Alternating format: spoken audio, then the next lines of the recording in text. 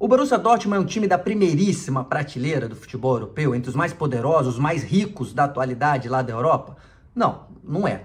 Mas a gente sabe que é um time de tradição, um time que impõe respeito, já foi campeão da Champions League, por exemplo, ganhou o Mundial em cima do Cruzeiro nos anos 90, aqui do nosso Cruzeiro aqui no Brasil, tem 8 títulos de Bundesliga, por exemplo, do campeonato alemão, já teve vários craques aí recentemente, o Klopp como treinador, enfim, é um time que tem muito respeito na Europa, mas o que importa é a atual temporada, e esse vídeo vai falar disso, como é que tá chegando este Borussia Dortmund para disputar a Copa do Mundo de Clubes, que tem o Fluminense como adversário logo na estreia, né, e vai brigar, óbvio, pela classificação para o mata-mata com o time brasileiro. Antes de falar sobre este Borussia Dortmund, deixa seu like aí no vídeo, 0800, não custa nada, se inscreva no canal, inclusive eu estou em busca de 10 mil seguidores, hein? 10 mil inscritos aqui no canal, já estamos com 9, vamos ver se a gente chega aí até o final desse mês, até o final da Copa do Mundo de Clubes. Ativa o sininho também, enfim, manda para os amigos, ajuda demais, é 0800, de graça, não custa nada. Deixa seu like e, claro, sugestão aí no comentário, fala sobre o vídeo, enfim. Gosto sempre de trocar, respondo todo mundo lá nos comentários, hein? Promessa. Vamos lá falar então desse Borussia Dortmund? A verdade é que foi uma temporada de altos e baixos do time alemão nessa temporada, só que a notícia ruim para o torcedor tricolor é que os baixos ficaram mais lá para a primeira parte da temporada, até a metade ali do ano, a virada desse ano, e os altos vêm mais na sequência recente, chegando no Mundial. O time começou a temporada com Nuri Sahin, lembra dele? Como técnico. Sahin que foi meia, inclusive, do próprio Dortmund, ídolo, foi campeão alemão lá em 2011, jogou bem em Champions, depois foi contratado para o Real Madrid, enfim. Virou técnico, na temporada passada era assistente, virou, o Terzic foi demitido e ele virou essa temporada como técnico. Primeira vez no futebol alemão, já tinha sido técnico na Turquia por uma temporada. Só que não foi muito bem, né? Como eu disse, a primeira metade da temporada ali vinha sendo uma das piores dos últimos 10 anos do Borussia Dortmund, dá para dizer assim, ele acabou sendo demitido na virada do ano. Janeiro de 2025, uma sequência ali de 4 derrotas seguidas, 3 na Bundesliga, no campeonato alemão, e uma derrota que eu acho que foi a gota d'água para o Bolonha, na Itália, pela Champions League. Aí aquela derrota não deu mais, o Nuri Sahin foi demitido, e aí veio o técnico atual, que está até hoje, o Niko Kovac, o croata. Muita gente vai lembrar dele, era volante, jogou na seleção da Croácia, mas ele nasceu na Alemanha, fez toda a sua carreira jogando lá, inclusive como técnico. O último clube dele, em 2024, tinha sido o Wolfsburg, aliás. Então o Niko Kovac, inclusive treinou a Croácia contra a seleção brasileira em 2014, treinou o Bayern de Munique, então é um cara que tem um respeito muito grande na Alemanha. E aí, com ele, começou a mudar a temporada do Borussia Dortmund. Como eu disse, estava na 11ª colocação, cara. Estava muito mal, realmente, e precisava buscar, correr atrás. E aí, na Champions League, isso já começou a mudar um pouquinho. Tinha perdido do Bolonha, ganhou na última rodada, no mata-mata. Passou pelo Sporting de Portugal, depois derrubou o Lille, que vinha sendo sensação, inclusive, na Champions League. Vinha muito bem o time francês. E aí, caiu nas quartas de final para o Barcelona. Tomou um 4-0, uma sacolada na partida de ida, mas na volta chegou a fazer 3, né? Chegou a sonhar com o milagre, a partida acabou 3-1, mas chegou a sonhar ali em algum momento, ou seja, caiu de pé, dá para dizer assim, jogando em casa, não ficou tão ruim não quanto o Barcelona, que naquele momento já era sensação, grande time, da atual temporada, não precisa nem falar historicamente, mas vinha jogando muito bem, ainda mais depois do 4-0. Então, na Champions League deu uma salvada, só que aí na Bundesliga mesmo que foi a reviravolta, o grande trabalho do Niko Kovac, que o time conseguiu terminar na 4ª colocação na última rodada, precisava ganhar de 3-0 do Holstein Kiel, que já estava rebaixado, Holstein Kiel, na verdade, né, K-I-E-L.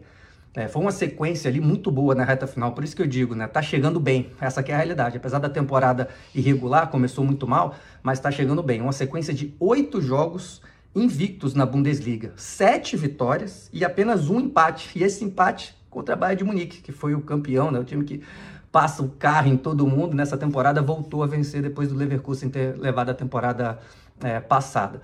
Então a reta final é muito boa, e aí passou também por uma reestruturação de equipe, né, depois que teve uma pausa ali, acho que na eliminação do Barcelona, ali por perto, voltou a jogar com 3 zagueiros, eu acho que teve uma mudança importante de Bensebaini, que é um lateral esquerdo, jogar ali na linha de zaga. Teve a lesão do Schlotterbeck, que favoreceu isso também, mas o Bensebaini vindo jogar por ali, a Svensson na lateral esquerda, Ryerson na lateral direita, enfim, essa mudança ajudou essa sequência aí do time do Borussia Dortmund sob o comando do Nico Kovac.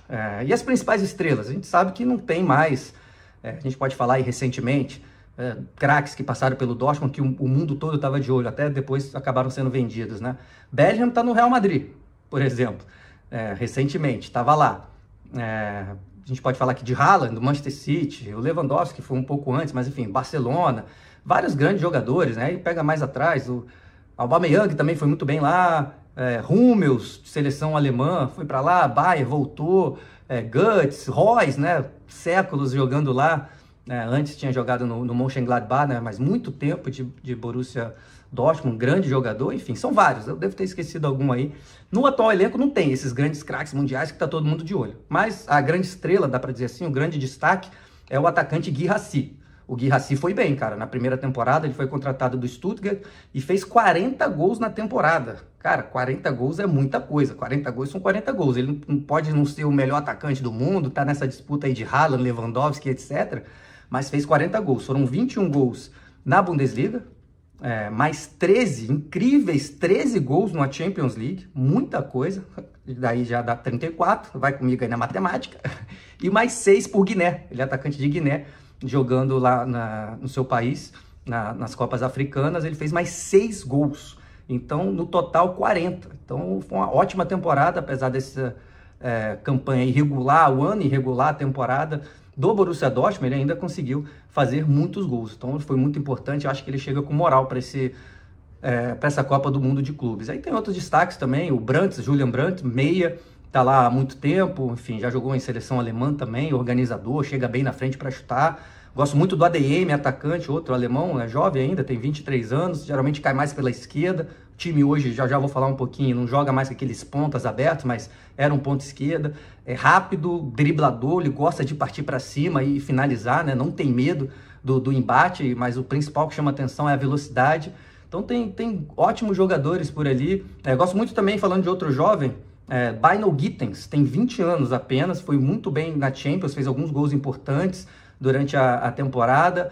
Geralmente ele briga ali com a ADM por uma vaga, ponta esquerda também, é inglês, tem 20 anos, mas já está lá desde a base no Borussia Dortmund. Inclusive o Chelsea tentou levá-lo agora, nas últimas semanas, só que aí ofereceu 50 milhões, mas aí o Borussia Dortmund bateu o pé que é 60, então por enquanto fica, viajou, tá nos Estados Unidos, vai jogar o Mundial. Bom jogador, o Bino Gittens, como eu disse, Chelsea aí de olho, por enquanto fica. Enfim, aí tem outros destaques, gosto no meio do Mischa, Nmecha, outro jovem alemão, se firmou essa temporada como titular, um cara que faz bem ali o meio campo, tem boa estatura, mas sabe jogar também. Pascal Gross tem uns lançamentos, deve ser o volante do lado, fazer a dupla de volantes do lado do Mischa. Enfim, não tem grandes craques individualmente. E aí, a gente pode partir para a parte coletiva. Já falei um pouco que saía de 3 zagueiros ali, teve essa mudança. Realmente é um 3-4-3, que pode mudar ali para um 3-5-2. Posso até tentar mostrar aqui, ó. Vamos ver se vai dar certo o campinho, ó. 3 zagueiros, geralmente eles atacam assim, tá? Ó, tem os 3 zagueiros. Aí aqui, ó, pela direita tem o Ryerson, e aqui a gente pode até falar do Jan Couto, que chegou lá, foi bem no Girona, né? Saiu aqui do Curitiba, revelado pelo Curitiba, seleção de base, vendido para o Grupo City, jogou bem no Girona, chegou no Dortmund, ainda não se adaptou 100%, foi banco a maioria da temporada para o Ryerson, aqui na direita. Na esquerda, o Svensson, que é um sueco, o Ryerson é dinamarquês, norueguês, perdão, é norueguês o Ryerson. E aqui, que é uma trinca de ataque, que eu falei que pode ser um 3-4-3 ou um 3-5-2, eu vou explicar um pouquinho, por isso que eu peguei aqui o campinho. Guirassy é o centroavante, a gente tá vendo. Aqui, que pode ser uma ponta esquerda, aqui é o ADM. Aí, claro, vai chegar mais no ataque, correr para receber nas costas, se juntar aqui mais ao ADM, ao Guirassy e chegar na área, é mais atacante. E o outro, aqui sim, é o Julian Brandt, que é mais armador. Vai cair mais por aqui, na teoria é esse sistema com 3, mas é claro, ele cai mais por dentro, por característica, vem armar, enfim, recebe mais a bola, faz mais essa movimentação aqui um pouco diferente, e do outro lado tem o ADM para chegar na frente, né? Então é mais ou menos assim que se estrutura para chegar na frente. É um time que usa muita velocidade, né? Característica dos times alemães, é difícil um time não jogar assim, rouba a bola, parte rápido para frente, usando muita gente. mas acredito que quando o Fluminense vai ficar mais no campo de ataque, vai ter mais a bola, e o Fluminense que vai tentar esse contra-ataque, mas vai tentar pressionar, né? Usar muitos lados do campo, com velocidade, essas trocas de jogadores, cruzamentos pro Guirassy ali dentro da área. Então, eu acho que são essas principais características. O que mais dá para falar é de lesionados. Já falei que o Schlotterbeck está fora, mas já tem um tempo, então essa arrancada final já não tinha o Schlotterbeck na zaga. O Emre Can, ou Can, depende como você fala, né? Tem um Czinho lá dos turcos, que tem descendência turca, mas joga pela seleção alemã há muito tempo, experiente, podia ser volante, ou zagueiro, tá lesionado também, não viajou, cara que passou por Liverpool, Juventus, Bayern de Munique, enfim, muito experiente, então é um desfalque importante, mesmo que não fosse titular. E tem o Özcan também, que é um turco, da seleção turca, entra muitas vezes, mas não é titular, volante no meio campo, também tá fora. Então tem 3 desfalques aí importantes, mas em compensação, tinha falado do Bellingham, né, que foi pro Real Madrid. O Bellingham tem um irmão mais novo, 19 anos, foi contratado, vai seguir os passos do irmão, saindo do futebol inglês para jogar no Borussia Dortmund, foi contratado, viajou e vai jogar o Mundial.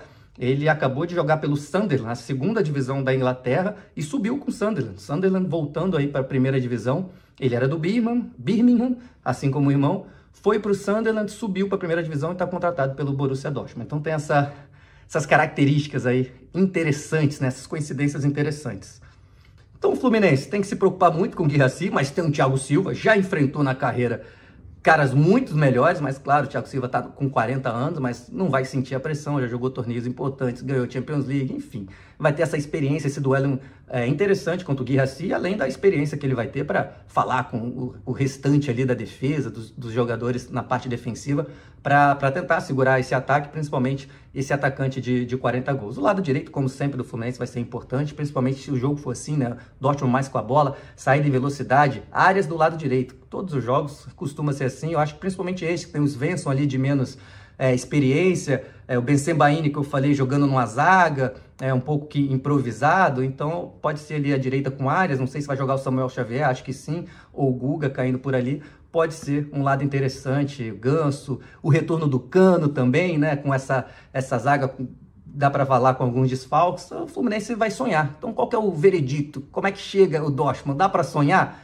Acho que dá para sonhar. Não é o time da primeira prateleira, mas é favorito para o jogo. A verdade é essa. É favorito, até porque o Fluminense aqui também, na nossa realidade, não está entre os times mais ricos, mais poderosos no momento.